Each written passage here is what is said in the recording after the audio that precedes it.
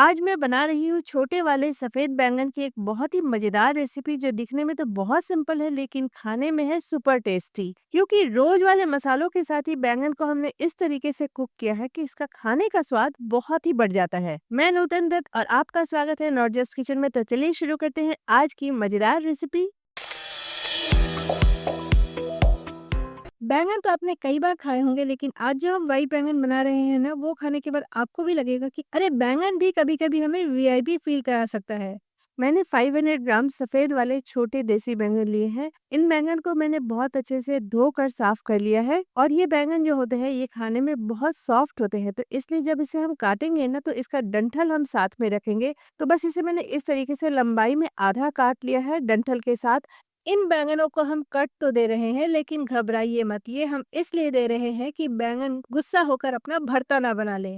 और बैंगन बहुत जल्दी काले पड़ने लगते हैं तो इसलिए इसमें हम थोड़े मसाले डाल के रख रहे हैं। मैं यहाँ डाल रही हूँ आधी चम्मच हल्दी, आधी चम्मच धनिया का पाउडर, आधी चम्मच काश्मीरी लाल मिर्च पाउडर और थोड़ा सा गरम मसाला। और इन सारी चीजों को हम बैंगन के ऊपर बहुत अच्छे से लगा देंगे ताकि बैंगन में मसालों का फ्लेवर भी आ जाए और ये काला भी ना पड़े। व्हाइट बैंगन है तो ऐसा महसूस नहीं हो रहा है कि इसका एक ब्यूटी ट्रीटमेंट चल रहा हो, पहले क्लीनिंग किया फिर कटिंग किया और अब मसाज भी। तो इन्हें इस तरीके से मसाले लगाकर हम किनारे रख देते हैं और तब तक चलिए बाकी तैयारी कर लेते हैं। इस सब्जी को बनाने के लिए मैंने 2 प्याज लिए हैं, 3 टमाटर लिए हैं मीडियम साइज के, कुछ लहसुन और अदरक। तो प्याज को भी मैंने चॉपर में बारीक काट लिया है, अदरक लहसुन को भी मैंने चॉपर में एकदम बारीक सा चॉप कर लिया है और टमाटर का भी मुझे कचूमर सा बनाना है तो उसे भी मैं चॉपर में डालकर बारीक चॉप कर ले रही हूँ। इस रेसिपी को हम सरसों के तेल में बनाएंगे तो मैं यहाँ 3 टेबल स्पून सरसों का तेल डाल रही हूँ और सरसों का तेल हम थोड़ा अच्छे से गर्म कर लेंगे और गर्म करने के बाद हल्का सा इसे ठंडा भी कर लेंगे ताकि इसका जो पंजेंट सा स्मेल है वो निकल जाए। और इसमें मैं डाल रही हूँ थोड़ा सा जीरा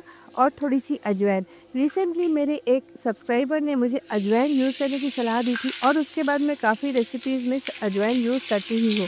और अजवाइन और जीरा जब थोड़ा सा कड़क जाए तब इसमें हम चॉप किए हुए अदरक और लहसुन को डाल देंगे और 1 या 2 हरी मिर्च जितना आप खाना पसंद करें उसे भी चॉप करके इसी तेल में डाल दें। सारी चीज़ों को हम थोड़ा सा पकाएंगे करीब 1 मिनट। मसाले भुनने की बहुत अच्छी खुशबू आ रही है और अगर आप बना रहे हो और आपके दरवाजे पर पड़ोसी आ जाएं तो घबराइएगा मत, बस मेरी रेसिपी उनके साथ शेयर कर दीजिएगा। और अब इसमें हमने जो प्याज चॉप करके रखा था उसे डाल देंगे। प्याज को हमने काफ़ी छोटा-छोटा चॉप किया है तो प्याज बहुत जल्दी ही कुक हो जाएँगे। तो करीब 3-4 मिनट हम प्याज को इस तेल में सौते करेंगे और उससे प्याज काफ़ी सॉफ्ट भी हो जाएँगे और हल्के ब्राउन कलर के भी हो जाएँगे। फ्लेम हम मीडियम ही रखेंगे, बहुत ज़्यादा हमें हाई फ्लेम नहीं करना है। और प्याज जितने अच्छे से भूनेंगे, सब्जी का स्वाद उतना ही अच्छा आएगा। तो धीमी-धीमी मीडियम आँच पर हमारा प्याज काफ़ी अच्छे से फ्राई हो गया है, हल्के ब्राउन कलर का भी हो गया है, तो इसमें हम अब कुछ मसाले डाल देते हैं। आधी चम्मच काश्मीरी लाल मिर्च पाउडर, आधा चम्मच धनिया पाउडर और 1/4 चम्मच हल्दी। हम यहाँ मसाले कम डाल रहे हैं क्योंकि कुछ मसाले हमने बैंगन में पहले ही डाले थे, तो इसलिए बहुत ज़्यादा मसाला भी हमें नहीं चाहिए क्योंकि ये सब्ज़ी सूखी ही बननी है, तो हम यहाँ थोड़े-थोड़े मसाले डाल रहे हैं। मसालों को भी हम प्याज के साथ थोड़ा-सा 1 मिनट तक और सौते करेंगे ताकि मसालों का भी कच्चा फ्लेवर निकल जाए और मसाले और प्याज अच्छे से भुन जाए। और जो बैंगन हमने पहले ही मसाले लगाकर तैयार करके रखे थे उन्हें भी अब यहाँ डाल देते हैं। बैंगन ने थोड़ा सा पानी छोड़ा है तो मसालों का जो पानी है वो भी हम यहाँ डाल देते हैं, कुछ भी हम वेस्ट नहीं करेंगे। और साथ ही ये पानी तो काफ़ी फ्लेवरफुल है। सारी चीज़ों को डाल देते हैं और इन्हें भी हम प्याज वाले मसाले के साथ थोड़ा सा अच्छे से भूनेंगे और इन्हें अब हम थोड़ा सा चला लेते हैं। मीडियम फ्लेम पर बैंगन को हम मसालों के साथ करीब 2-3 मिनट तक भूनेंगे। उसके बाद इसमें हम नमक डाल देंगे, स्वाद अनुसार जितना भी नमक हमें सब्जी में चाहिए। बहुत ज़्यादा नमक नहीं डालना है क्योंकि ये सब्जी सूखी ही बनती है और नमक डालने से बैंगन काफ़ी पानी रिलीज़ करेगा, तो इसे हम थोड़ा-सा और चलाते हैं और उसके बाद इसे हम ढक देते हैं। ढक कर इसे हम 3-4 मिनट तक कुक होने देते हैं। फ्लेम हम एकदम लो कर देंगे और उसके बाद इसे हम खोलकर एक बार दोबारा से चलाएँगे और चलाकर हम देखते हैं कहीं ये नीचे से लग तो नहीं रहा है। अच्छे से हम बैंगन को सारे मसालों को ऊपर-नीचे कर देंगे और बैंगन थोड़ा ऑलरेडी ना 60-70% तक कुक हो चुका है। तो अब इसमें हमने जो टमाटर को कचूमर बना के रखा था ना, उसे भी यहाँ डाल देते हैं क्योंकि टमाटर को भी थोड़ा पकना है और टमाटर डाल के भी इसे हम अच्छे से चला देते हैं। बैंगन को थोड़ा प्यार से हिलाइएगा, ऐसा बिल्कुल भी मत समझिएगा कि ये आपके पुराने मोबाइल का स्क्रीन है। और इसे अब हम दोबारा से ढक देते हैं। ढककर इसे हम फिर 2-3 मिनट तक कुक होने देंगे। फ्लेम हम कम ही रखेंगे, बहुत ज़्यादा हमें फ्लेम बढ़ाना नहीं है।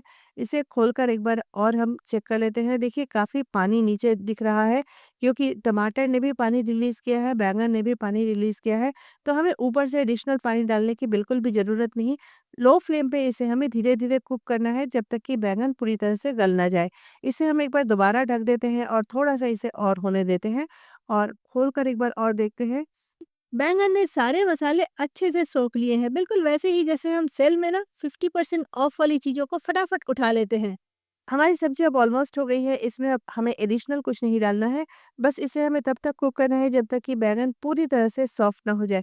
वैसे ये बैंगन काफ़ी सॉफ्ट होते हैं, जल्दी पक भी जाती है, तो इसे हम थोड़ा-सा और चलाएँगे और जब तक बैंगन पूरी तरह से कुक ना हो जाए तब तक इसे हम चलाएँगे। बैंगन और मसालों की अब पूरी दोस्ती हो चुकी है, ऐसे दोस्त जो ज़िंदगी भर साथ रहेंगे। अगर रेसिपी पसंद आ रही हो तो लाइक ज़रूर कर दीजिएगा और अगर नहीं आई हो तो एक बार खा कर देखिएगा, फिर आपको खुद ब खुद पसंद आ जाएगी। और आखिरी में इसमें हम डालेंगे थोड़ा-सा गरम मसाला पाउडर। गरम मसाला भी हमने पहले आधा चम्मच डाला था, तो यहाँ हम 1/4 चम्मच ही डालेंगे, बहुत ज़्यादा हम नहीं डालेंगे। और साथ ही ऊपर से हम डालेंगे बारीक कटी हुई हरी धनिया की पत्ती। तो ये सारी चीज़ें इस बैंगन को काफ़ी फ्लेवरफुल बनाती है और बहुत अच्छी हमारी सब्ज़ी बनकर तैयार हो गई है। चलिए इसे अब हम सर्व कर लेते हैं। ये रेसिपी बहुत सिंपल है, बहुत सिंपल मसालों के साथ बनी हुई है और ये रोटी, पराठा या दाल-चावल दोनों के साथ ही खाने में बहुत टेस्टी लगती है। टिफ़िन में भी आप इसे दे सकते हैं, बच्चे भी इसे पसंद से खाते हैं। तो आप भी इस रेसिपी को ज़रूर ट्राई कीजिएगा और रेसिपी पसंद आई हो तो रेसिपी को लाइक और चैनल को सब्सक्राइब करना बिल्कुल मत भूलिएगा। अपने फ्रेंड्स, फैमिली सभी के साथ शेयर भी ज़रूर कीजिएगा और फिर होगी हमारी एक और मुलाकात एक और नई रेसिपी के साथ। तब तक के लिए बाय-बाय।